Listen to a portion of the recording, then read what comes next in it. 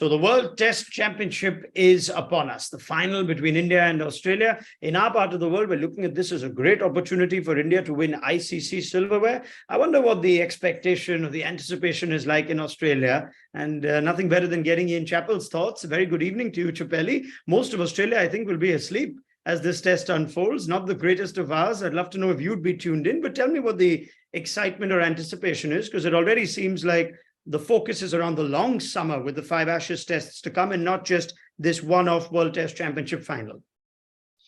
Yeah, good evening, Ronak.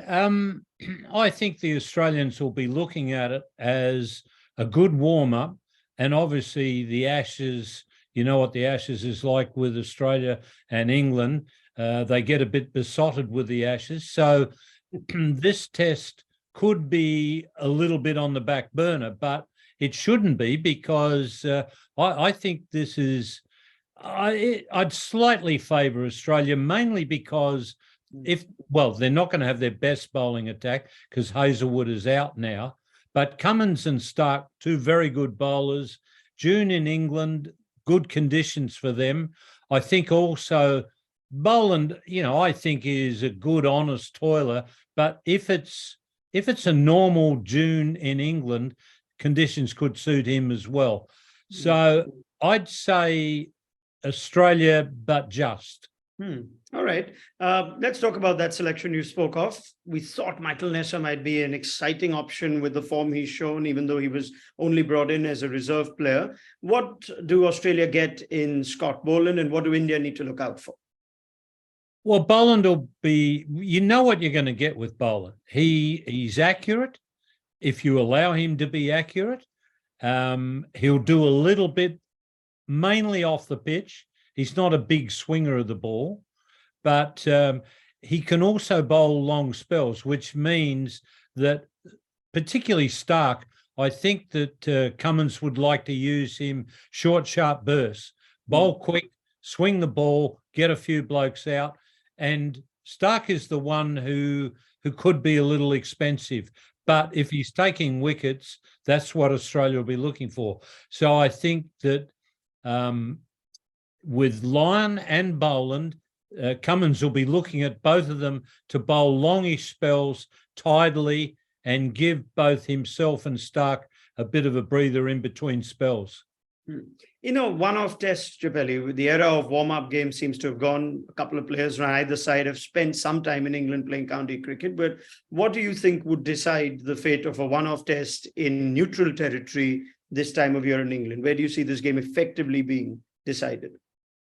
Well, that's where I slightly favour Australia. I think with their attack, India's batting, it can be a little bit dicey.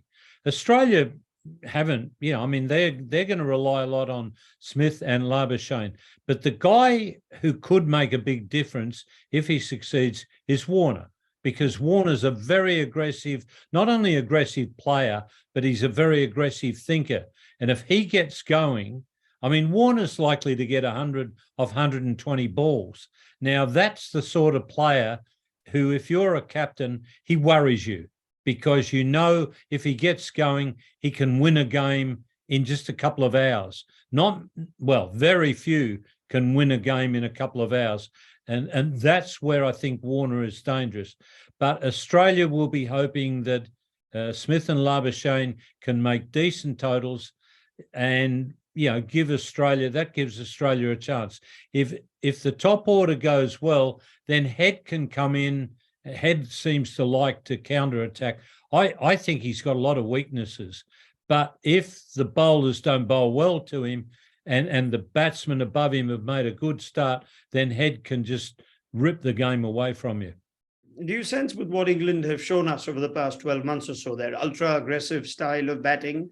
I know you're not a fan of the term Bazball. You didn't include it once in your recent column, so I won't bring it up. But you already have. Is that the template for India and Australia with the kind of batters that they have? We speak of Warner, Green, Travis Head as game changers because they're capable of playing that ultra-aggressive style in Test match cricket. Do you expect that sort of style adopted by both teams in this one-off test for a World Test Championship final? I think it's No, I'm not expecting it necessarily in the one-off test with India. I don't think India will change the way they play. Australia, I mean, firstly, let's say that it's a smart move for England, because what they're doing is trying to win the test match, any test match, from ball number one. And the fact that England have won, 10 out of 12 playing this way, will give them a lot of confidence. So, it's a stupid term, I think, because what it is really England playing aggressive cricket, trying to win the game from ball number one, which is not something they've always done. Australia play their best cricket when they play that way, play aggressively but sensibly. And to me, that's the important thing. You don't just go out there and try and carve up the opposition no matter what. You try and carve them up when you can. And if it's difficult for an hour or so, then you've got to play accordingly. So I think, but I'm not expecting that India are going to come out and play that way.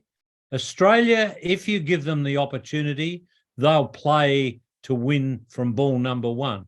I think Sharma will do that, but he'll do it sensibly. So don't expect a run rate of 5 from India. I think India will bat as they have always done.